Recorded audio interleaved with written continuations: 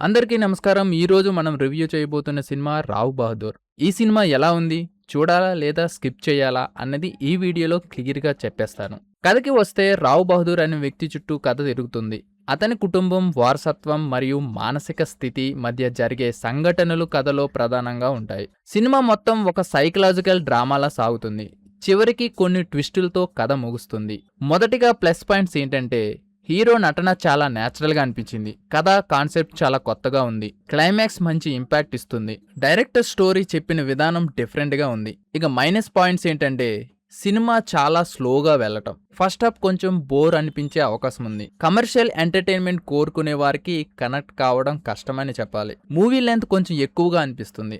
మొత్తంగా చూస్తే ఈ సినిమా మాస్ కోసం కాదు, క్లాస్ ఆడియన్స్ కోసం మాత్రమే. సినిమా చూసేటప్పుడు పేషెన్స్ చాలా అవసరం. ఇది ఒక ఆలోచింపజేసే సినిమా, కానీ అందరికీ నచ్చకపోవచ్చు.